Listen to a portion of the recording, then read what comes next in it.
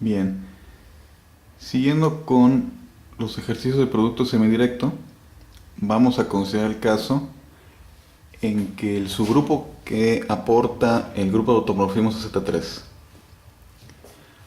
Entonces tenemos que calcular primero dicho subgrupo. Ahora es fácil ver que solamente contiene dos elementos. Uno es el automorfismo identidad, es decir, el que manda 0, 0, 1 en 1, 2 en 2. Y el otro es el que cambia de signo.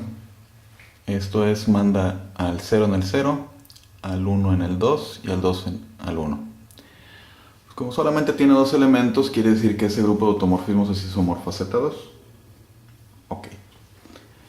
El siguiente ingrediente para definir el producto semidirecto pues es determinar un homomorfismo teta, un homomorfismo de grupos que a los elementos de Z4 les asigne elementos de los automorfismos de Z3. Una asignación trivial pues sería mandar a todos los elementos de Z4 en el neutro de este grupo, es decir, en la identidad. Y eso pues nos daría una vez más Z12. Entonces mejor buscamos la otra posibilidad que es la que sí es interesante. Y entonces definimos el homomorfismo de grupos que manda a cada par, esto es el 0 y el 2 en la identidad, y a cada impar, es decir, el 1 y el 3 en el automorfismo que cambia de signo. Ok. Entonces, por ser conveniente para la argumentación, por ser conveniente para desarrollar las ideas, quiero calcular el centro de este grupo determinado por los datos de este producto semidirecto. Muy bien. Entonces vamos a usar un momento la notación multiplicativa y veamos qué ocurre si conjugamos un elemento arbitrario NB con alguien que está dado con el 0 y un elemento Z4. Y acá y su inverso. Entonces, desarrollando las cuentas, a lo que llegamos es a este resultadito de acá, ¿no? Es teta h, teta evaluado en h, aplicado en n, y la conjugación de b por h. Ahora, en este ejemplo particular, Z4 es conmutativo, es abeliano, así que aquí tiene que quedar, aquí queda B. Entonces lo único que determina si esto es n o no es el valor de teta h. Ok.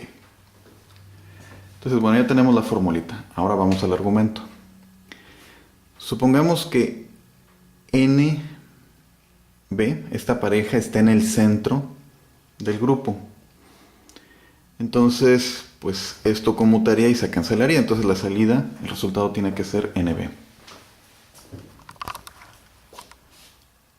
Para que aquí dé n, de acuerdo con la definición de teta, h no debe de afectarlo.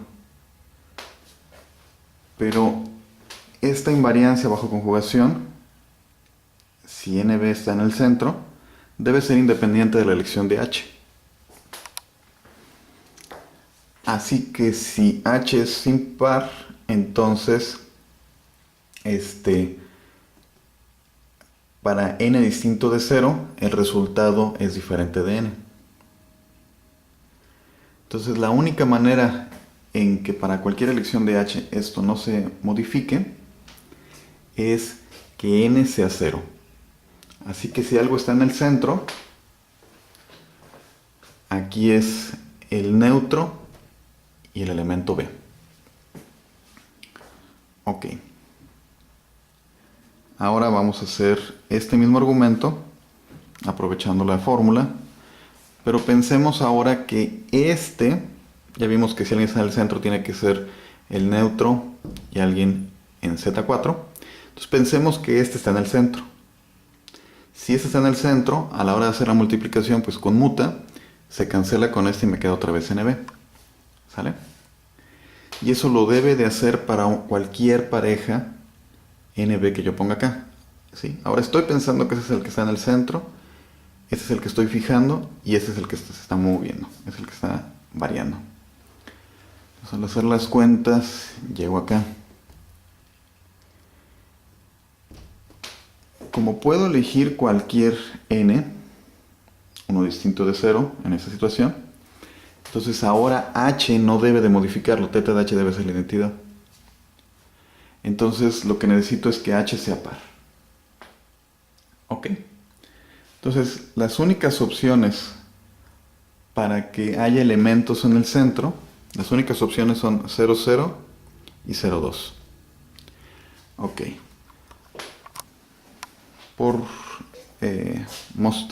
claridad en el argumento, vamos a hacer la cuenta precisamente con el elemento 0,2, cambiando la notación aditiva para que sea más claro, y veamos qué es lo que ocurre. Verifiquemos que realmente 0,2 pertenece al centro. Entonces, si hago esta cuenta así, pues obtengo este resultado. θh es un automorfismo, entonces manda el 0 en el 0, y entonces n más 0 es n. Y acá, pues es 2 más h. Si hago la operación en el otro orden, pues entonces obtengo 0 más θ2 de n, pero esta es la identidad. Y entonces lo que me queda es n. Entonces esto es n más 2h. Entonces en efecto, 0,2 conmuta con todos los elementos. Así que ya está verificado. Este es un subgrupo de este producto semidirecto y es exactamente el centro. Ok. Ahora quiero calcular la retícula de subgrupos. Para lograrlo, voy a aprovechar la forma que tiene este cociente. Este cociente tiene 6 elementos, ¿no? Es decir, son los 12 de aquí arriba entre los 2 de acá abajo, tiene 6.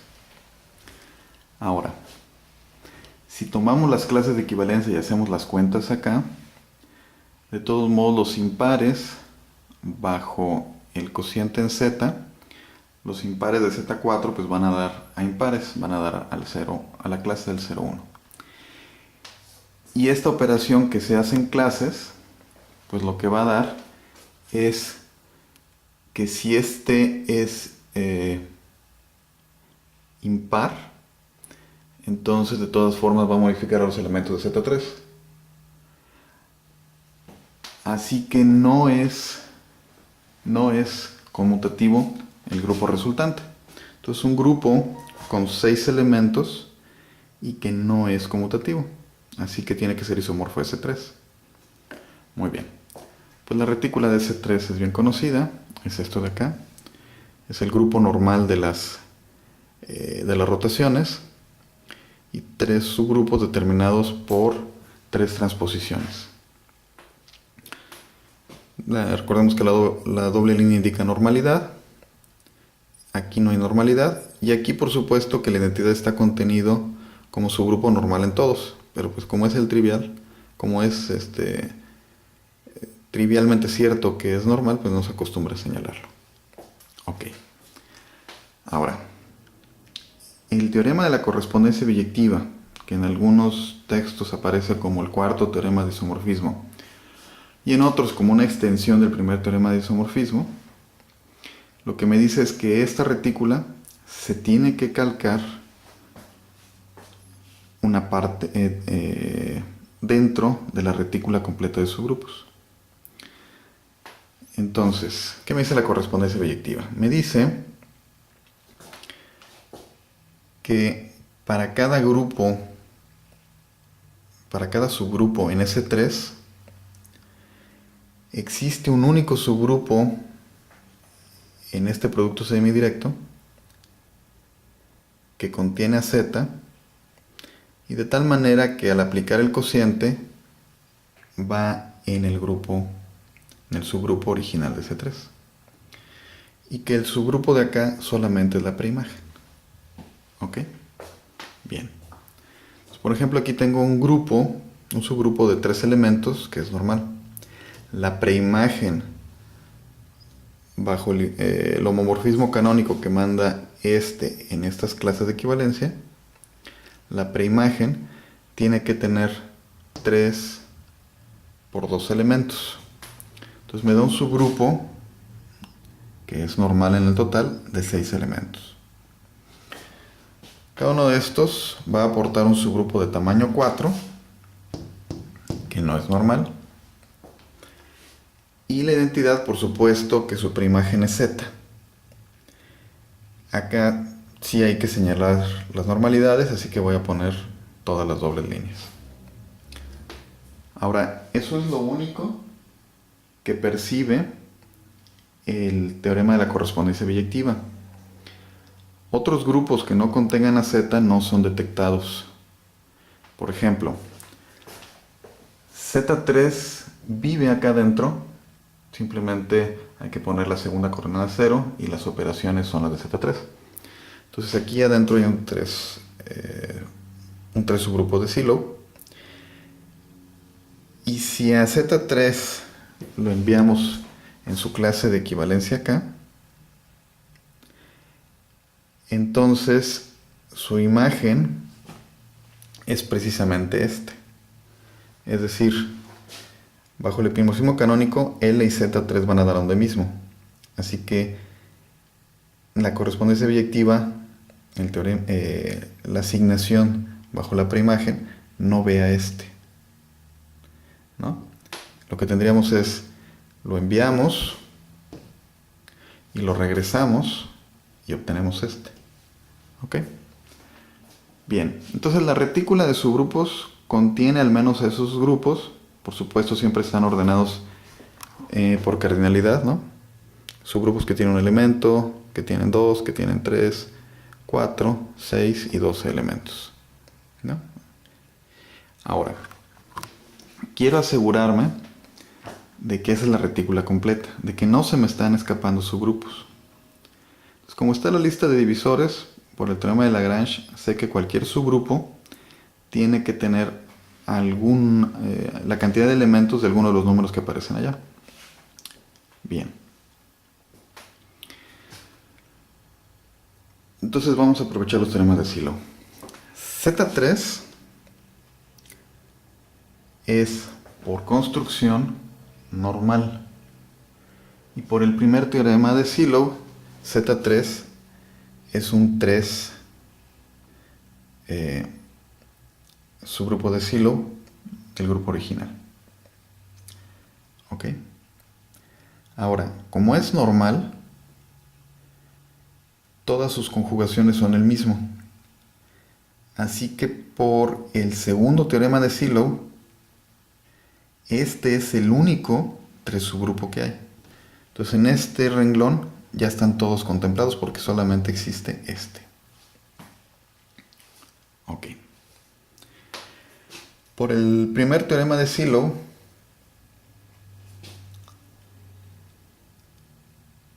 en este grupo que tiene 2 elementos, un subgrupo es de Sylow si y solo si contiene 4 elementos. Entonces estos 3 son de Sylow. Por el tercer teorema de Sylow, de las posibles cantidades para 2 subgrupos de Sylow son 1 y 3. Así que aquí ya están todos, no hay más. ¿Okay? Muy bien. Ahora, Z4 vive dentro de este producto directo, semidirecto. Es lo mismo, ¿no?, que antes. Es considerar 0 y el elemento de la derecha. Ahora, eso significa que se corresponde con alguno de estos 2 grupos de Sylow. Entonces alguno de ellos es isomorfo a Z4, es cíclico. Por el segundo teorema de Sylow, todos son conjugados entre sí. Entonces los 3 tienen la misma estructura cíclica. Entonces los tres son isomorfos a Z4. Así que los 3 contienen un único subgrupo de tamaño 2. y ya sabemos que Z está contenido en todos ellos. Entonces Z debe ser el único. ¿Por qué? El único de tamaño 2. Porque si hubiera otro subgrupo de tamaño 2, el primer teorema de Sylow me dice que ese vive adentro de alguno de estos dos subgrupos de Sylow. Si estuviera dentro de P sub 1, por ejemplo, y P sub 1 ya sé que contiene uno solo, pues entonces a fuerzas es igual a Z. Entonces Z ya es, Z es el único grupo de tamaño 2 que hay acá. Entonces ya están barridos estos órdenes. Vamos a tamaño 6. Muy bien. Para eso, para este argumento, primero quiero ver la cantidad de elementos que tiene el grupo. Entonces, bueno, tengo un elemento de orden 1, un elemento de orden 2, hay dos elementos de orden 3, ¿no? Los de este que no son la identidad.